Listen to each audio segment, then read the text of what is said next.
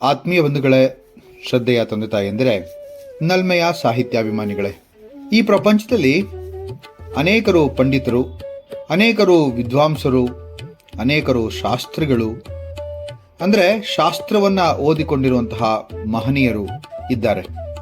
ಇವರುಗಳಿಗೆಲ್ಲ ಒಂದು ರೀತಿಯಾದಂತಹ ತತ್ವವನ್ನು ಅಥವಾ ಸತ್ಯದ ಅರಿವನ್ನು ಮಾಡಿಸೋದಕ್ಕೆ DVG ಅವರು ಇಲ್ಲಿ ಹೊರಟಿದ್ದಾರೆ ಅಂತ ಅನಿಸುತ್ತೆ.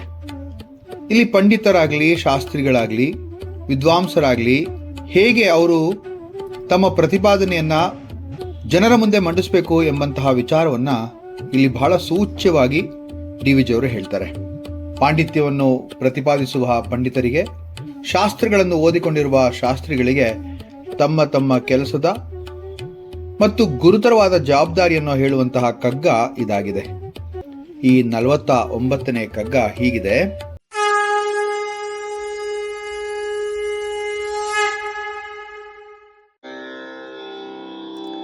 ಪಂಡಿತರೆ ಶಾಸ್ತ್ರಿಗಳೇ ಮಿಥ್ಯೆಯಿಂ ತಥ್ಯಕ್ಕೆ ಖಂಡಿತದಿ ಸೇತುವೆಯ ಕಟ್ಟುವಡೆ ನೀವು ಕಂಡಿಹಿರ ನರ ಹೃದಯದಾಳ ಸುಳಿ ಬಿರುಬುಗಳ ದಂಡವದ ನುಳಿದ ನುಡಿ ಮಂಕುತಿಮ್ಮ ಮಂಕುತಿಮ್ಮ. 100 ಶಾಸ್ತ್ರಗಳನ್ನು ಓದಿದರೇನು, 100 ಪುರಾಣವ ಪಠಿಸಿದರೇನು ಅಂತ ಒಂದು ದಾಸಪದ ಹೇಳುತ್ತೆ.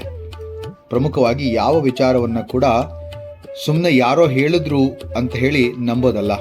ಯಾವ ವಿಚಾರವನ್ನೇ ಆಗಲಿ ಅಳೆದು ಕಡೆದು ಓರೆ ಹಚ್ಚಿ ಪರೀಕ್ಷಿಸದೆ ಅದನ್ನು ಒಪ್ಕೋಬಾರ್ದು.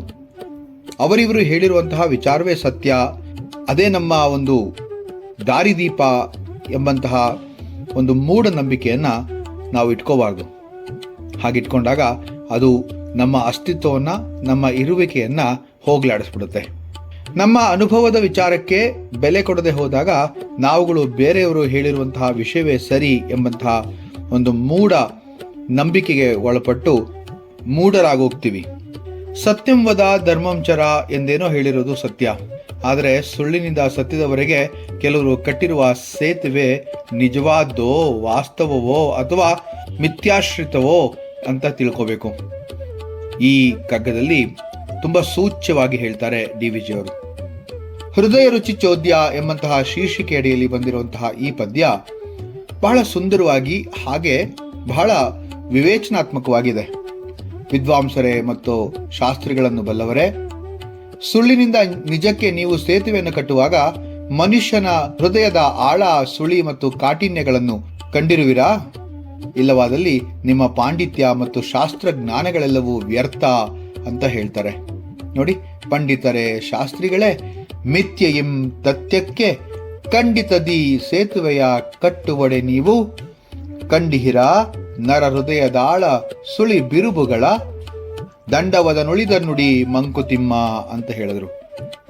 ವಿದ್ವಾಂಸರೇ, ಪಂಡಿತರೇ, ಶಾಸ್ತ್ರವನ್ನು ಅರಿತಿರುವಂತಹ ಶಾಸ್ತ್ರಿಗಳೇ, ಸುಳ್ಳಿನಿಂದ ನಿಜಕ್ಕೆ ಸೇತುವೆಯನ್ನು ನೀವು ಕಟ್ಟುವಾಗ ಮನುಷ್ಯನ ಹೃದಯದ ಆಳ, ಸುಳಿ ಮತ್ತು ಕಾಠಿಣ್ಯಗಳನ್ನು ಕಂಡೀರಾ ಅಂತ ಕೇಳಿದಾಗ ಬಹಳಷ್ಟು ಜನ ಈ ವಿಚಾರವನ್ನು ಮರ್ತೇ ಬಿಡ್ತಾರೆ.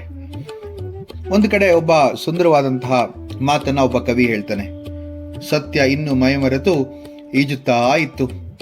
ಸುಳ್ಳು ಅತ್ತಿತ್ತ ನೋಡಿ ಸತ್ಯದ ಬಟ್ಟೆಗಳನ್ನು ಧರಿಸಿ ಹೊರಟೋಯ್ತು.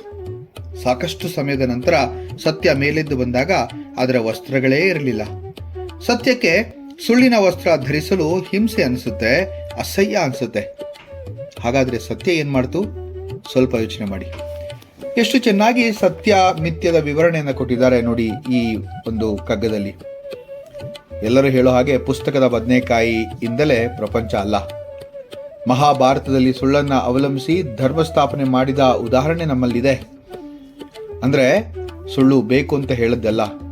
ಸಾಕ್ಷಾತ್ ಧರ್ಮರಾಯನೇ ಅಶ್ವತ್ಥಾಮ ಅತಃ ಕುಂಜರಹ ಅಂತ ಹೇಳ್ಬೇಕಾದ್ರೆ ಕುಂಜರ ಎಂಬಂತ ಪದ ಮರೆಮಾಚುವಂತೆ ಕೃಷ್ಣ ತನ್ನ ಪಾಂಚಜನ್ಯವನ್ನು ಓದಿ ದ್ರೋಣರಿಗೆ ಅಶ್ವತ್ಥಾಮತಃ ಎನ್ನುವ ಸುಳ್ಳಿನ ಮಾತನ್ನು ಹೇಳಿರುವಂತೆ ಮಾಡಿಲ್ವೇ?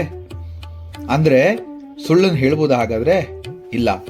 ಸುಳ್ಳು ಧರ್ಮವನ್ನು ಯಾವತ್ತೂ ತಂದುಕೊಡಲ್ಲ.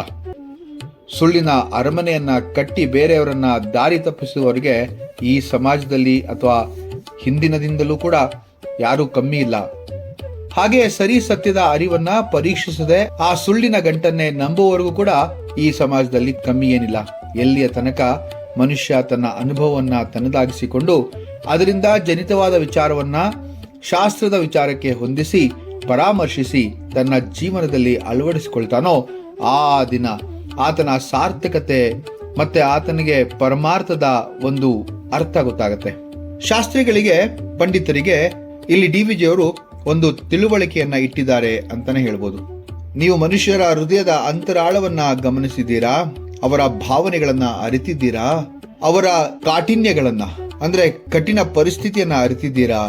ನೀವು ಈ ಮೂರನ್ನು ಕೂಡ ಪರೀಕ್ಷಿಸದೆ ಅಥವಾ ಅರ್ಥ ಮಾಡ್ಕೊಳ್ದಲೆ ಹೇಳುವಂತಹ ಎಲ್ಲಾ ತತ್ವಗಳು ಕೂಡ ದಂಡ ಅಂತ ಹೇಳ್ತಾ ಇದ್ದಾರೆ. ಅಂದ್ರೆ ನಿಷ್ಪ್ರಯೋಜಕ ಅನ್ನುವಂತ ಮಾತನ್ನ ಹೇಳ್ತಾರೆ. ಹೇಗೆ ಮನುಷ್ಯ ಕುರುಡನಾಗಿ ಬೇರೆಯವರು ಹೇಳಿದ್ದನ್ನ ಪರಾಮರ್ಶಿಸದೆ ನಂಬ್ತಾನೋ, ಯಾರು ಮನುಷ್ಯನ ಉದ್ಧಾರಕ್ಕಾಗಿ ತಮ್ಮ ತಮ್ಮ ತತ್ವವನ್ನ ಪ್ರತಿಪಾದಿಸುವುದಿಲ್ವೋ ಅಂಥವರು ಲೋಕಕ್ಕೆ ಕಂಟಕ ಅಂತಾರೆ ಡಿ.ವಿ.ಜಿ ಅವರು. ಮಿಥ್ಯೆಯ ತಥ್ಯಕ್ಕೆ ಯಾವುದೇ ಕಾರ್ಯ ಸಾಧನೆ ಆಗಬಾರದು. ಸತ್ಯದ ಅಂಚು ತೀಕ್ಷ್ಣ, ಹರಿತ ಮತ್ತು ಕಠಿಣ.